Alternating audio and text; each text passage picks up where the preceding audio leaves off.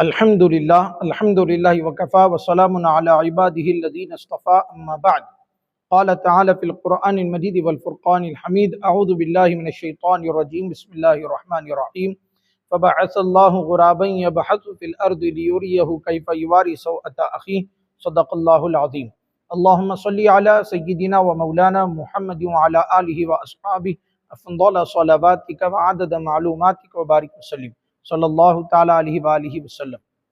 محترم ناظرین و سامعین کرام، بزم طلباء قدیم و محبان جامع نظامیہ کی جانب سے جنازے کے بارے میں ضروری مسائل پیش کیے جا رہے ہیں۔ اسے قبل کی نشست میں میت کو غسل دینے کے بارے میں مسائل بیان کیے گئے۔ اب آئیے میت کو کفن دینے کے بارے میں بات کرتے ہیں۔ مرد کے لیے کفن میں 3 کپڑے دیے جاتے ہیں، عورت کے لیے کفن میں 5 کپڑے دیے جاتے ہیں۔ مرد کو 3 کپڑے ازار، قمیص اور لفافہ ہے، اور عورت کو 5 کپڑے ازار، قمیص، سینہ بند، اوڑھنی اور لفافہ ہے۔ اب کفن دینے میں سب سے پہلے یاد رکھیں کہ کفن کو 3 یا 5 عدد میں کسی خوشبودار چیز کی دھونی دی جائے گی۔ اس کے بعد کسی تختے پر یا بوریے پر کفن کو اچھی طریقے سے بچھا دیا جائے۔ کفن بچھانے میں یہ خیال رکھنا چاہیے کہ میت کے کفن کا ایک حصہ میت کے نیچے سے اوپر کی طرف آتا ہے اور ایک حصہ میت کے نیچے سے دائیں سے اوپر کی طرف آتا ہے۔ اس طرح جو ہے میت کو اس میں لپیٹا جاتا ہے، تو یہ ذہن میں رکھیں۔ اب پہلے لفافہ بچھائیں گے، اس کو بڑی چادر کہتے ہیں، اور اس کے اوپر ازار آتا ہے۔ ازار کو اردو میں تہبند بھی کہتے ہیں۔ اب ازار کا جو سائز ہوتا ہے وہ میت کے قد کے برابر ہوتا ہے، سر سے لے کر پیر تک وہ آتا ہے۔ البتہ جو چادر ہوتی ہے وہ بڑی ہوتی ہے، جو سر کے نیچے سے پاؤں کے آگے تک ہوتی ہے، تاکہ دونوں طرف اس کو باندھا جا سکے۔ اب اس کے اوپر جو ہے ازار بچھانے کے بعد قمیص بچھائی جاتی ہے۔ قمیص کے 2 حصے ہوتے ہیں، ایک حصہ میت کے نیچے آتا ہے اور ایک حصہ میت کے اوپر آتا ہے۔ درمیان میں گلے کی جگہ پر جو ہے حصہ کٹا ہوا ہوتا ہے تاکہ میت کو پہنایا جائے، لیکن اس میں سلائی نہیں ہوتی اور آستین وغیرہ نہیں ہوتے۔ تو جب قمیص بچھائیں گے تو قمیص کے اوپر کا ایک حصہ لپیٹ کر سرہانے رکھ دیں گے، تاکہ میت کو جب اس پر لٹائیں تو وہ قمیص پہنائی جائے۔ چنانچہ سب سے پہلے اس طرح جو ہے کفن بچھا کر کے پہلے لفافہ، پھر ازار، پھر اس کے بعد قمیص بچھانے کے بعد جو ہے عطر وغیرہ اس پر چھڑکا جائے تاکہ کفن خوشبودار ہو۔ اب اس کے اوپر جو ہے میت کو لٹائیں گے۔ ظاہر سی بات ہے کہ جب غسل دیا گیا تھا اور میت کے جسم کو پوچھا گیا تھا تو ایک کپڑے سے جو ہے ناف سے لے کر گھٹنے تک کا حصہ اس کو کپڑا چھپایا گیا تھا۔ اب جب میت کو کفن پر لٹائیں گے تو سب سے پہلے اس کو قمیص پہنانا ہے۔ تو قمیص اس طرح پہنائیں گے کہ قمیص کا جو حصہ جو کاٹا گیا تھا وہ سر کے اندر سے لے کر گلے تک وہ آئے گا، اور اس طرح جو ہے قمیص کا ایک حصہ ٹخنوں تک جو ہے نیچے تک آ جائے گا۔ جب یہ قمیص پہنا دی جائے گی تو وہ جو کپڑا غسل کے دوران ڈھانپا گیا تھا وہ پاؤں کی طرف سے نیچے سے کھینچ لیں گے، اس طرح جو ہے وہ کپڑا الگ ہو جائے گا۔ اب میت کے اوپر سینے پر جو ہے کلمہ شہادت لکھ سکتے ہیں، لا الہ الا اللہ محمد رسول اللہ، انگلی کے اشارے سے لکھنا ہے، کوئی سیاہی وغیرہ اس میں استعمال نہیں ہوتی، انگلی کے اشارے سے لا الہ الا اللہ محمد رسول اللہ صلی اللہ علیہ وسلم لکھا جائے گا۔ پیشانی پر بسم اللہ الرحمن الرحیم لکھا جا سکتا ہے، اور میت کے جو اعضاء ہوتے ہیں اس میں خوشبو لگائی جائے گی، عطر بھی لگایا جا سکتا ہے، اور کافور سجدے کی جگہوں پر لگائیں گے۔ سجدے کی جگہوں پر یعنی ہتھیلیوں میں لگائیں گے، کوہنیوں میں لگائیں گے، اور ماتھے پر لگائیں گے، اور گھٹنوں پر لگائیں گے۔ گھٹنوں پر جب کافور لگائیں گے تو اس میں یاد رکھیں سیدھا ڈائریکٹ ہاتھ نہیں لگانا چاہیے، بلکہ کوئی دستانے کی طرح کوئی کپڑا لپیٹ لیں اور کافور ہتھیلی میں رکھ کر جو ہے میت کے گھٹنوں پر مس کریں۔ اس طرح اس کو کافور لگائیں گے، اور پیروں کے انگلیوں میں اور تلووں کے پاس بھی کافور لگایا جائے گا۔ اس طرح کافور وغیرہ لگا دینے کے بعد جو ہے اب کفن لپیٹنے کی بات آتی ہے، تو سب سے پہلے جو ہے قمیص کا جو حصہ اطراف میں ہے اس کو موڑ کر جو ہے میت کے بغل میں رکھ دیں، اور پہلے ازار کا بایاں حصہ میت کے اوپر ڈالیں اور پھر دایاں ڈالیں، یعنی کفن جب لپیٹیں گے تو پہلے بایاں حصہ آئے گا، پھر اس کے بعد اس کے اوپر دایاں حصہ آئے گا۔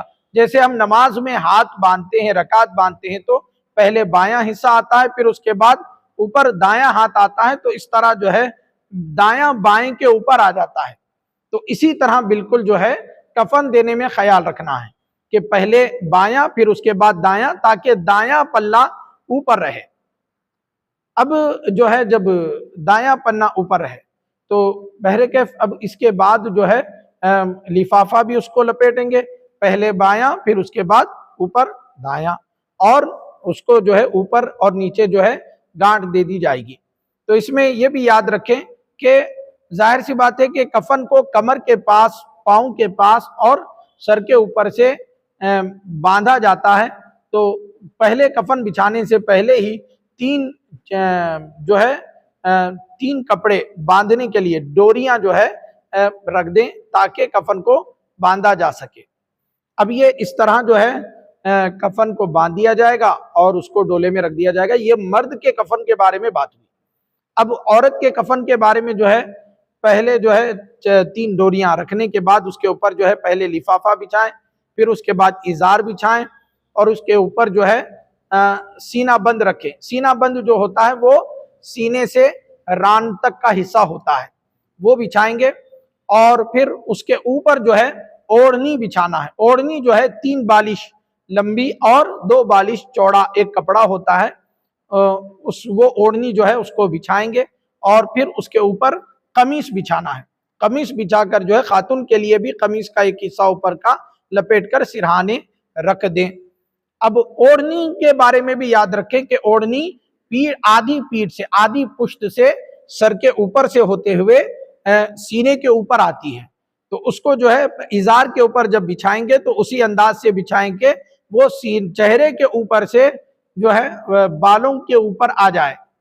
تو اس کو اس طرح جو ہے کفن بچھانے کے بعد، اس کو عطر وغیرہ لگا دینے کے بعد جو ہے اس پر میت کو لٹایا جائے گا۔ اب میت کو لٹا دینے کے بعد جو ہے سب سے پہلے اس کو قمیص پہنائی جائے گی، اور پھر وہ جو کپڑا غسل کے بعد جو ہے سطر ڈھانپنے کے لیے بچھایا گیا تھا، اڑایا گیا تھا، وہ اس کو نکال لیں گے، پاؤں کی طرف سے اس کو نکال لیں گے۔ پھر اس کے اوپر جو ہے وہی کلمہ شہادت وغیرہ جو لکھنے کی بات ہوئی وہ لکھا جائے گا۔ پھر اس کے اوپر جو ہے اوڑھنی آئے گی۔ تو اوڑھنی سے پہلے جو ہے میت کے بالوں کے 2 حصے کر کے دائیں سینے پر اور بائیں سینے پر جو ہے بال رکھ دیں، اور اس کے اوپر اوڑھنی اس طرح بچھائیں کہ بال اوڑھنی کے نیچے چھپ جائیں، اور پھر اس کے اوپر جو ہے ازار لپیٹ دیں، پہلے دایاں، پھر پہلے بایاں، پھر اس کے بعد دایاں، پھر اسی طرح جو ہے کفنی پہنا دیں، یعنی لفافہ بھی اسی طرح اس کو پہنا دیں۔ یہ اس کا عورت کو غسل کفنانے کا طریقہ مکمل ہوا۔ اب اس کے بعد ڈولے پر رکھا جائے گا۔ ڈولے کو بھی 3 مرتبہ یا 5 مرتبہ دھونی دینا ہے۔ کسی لوبھان وغیرہ کی دھونی دی جائے، عود کی دھونی دی جائے تو زیادہ اچھا ہے۔ اب جب جنازہ لے جائیں گے تو جنازے کے بارے میں جو ہے یاد رکھیں، آقا صلی اللہ علیہ وسلم نے اس کی بڑی فضیلت بیان فرمائی ہے۔ فرمایا کہ جو شخص جنازے تک ساتھ میں جاتا ہے، یعنی نماز جنازہ تک شریک ہوتا ہے، اس کو 1 قرات ثواب ملتا ہے، اور جو دفن تک ساتھ میں رہتا ہے اس کو 2 قرات ثواب ملتے ہیں۔ اب یہ قرات کیا ہے؟ یہ ایک وزن کا ایک پیمانہ ہے۔ اس کی مقدار بتلائی گئی احد پہاڑ کے برابر۔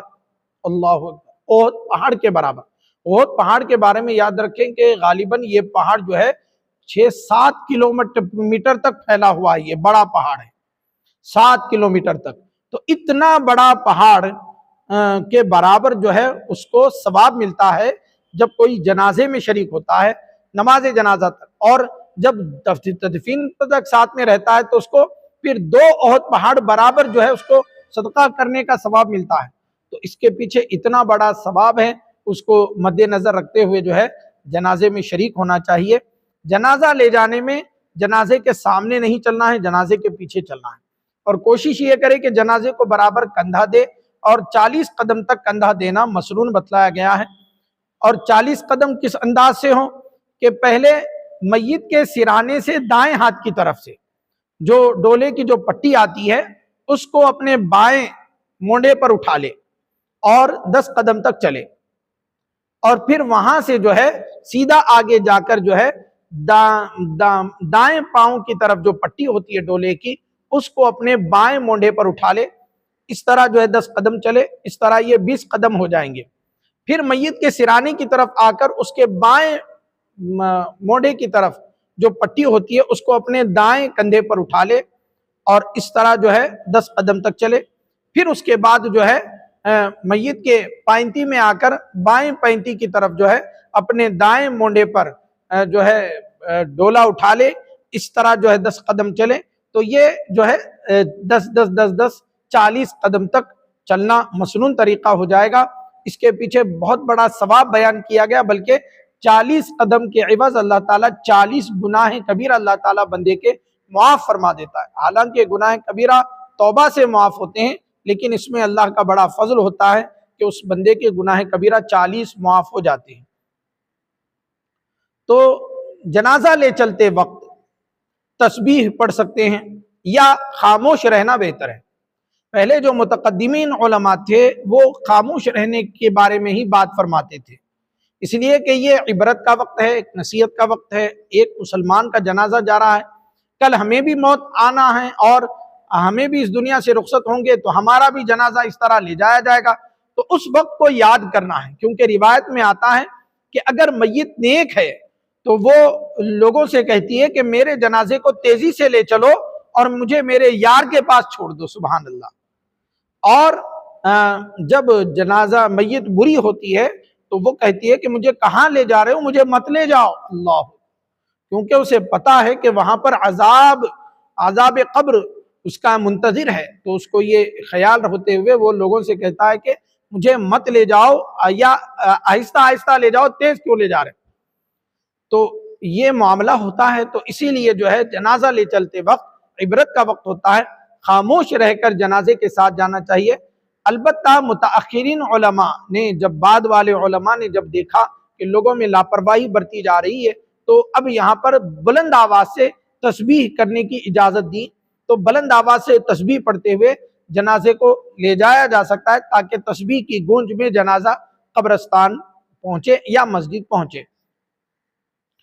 جنازے کے دوران اپنے آپ کو ہنسی سے بچا کر رکھنا ہے۔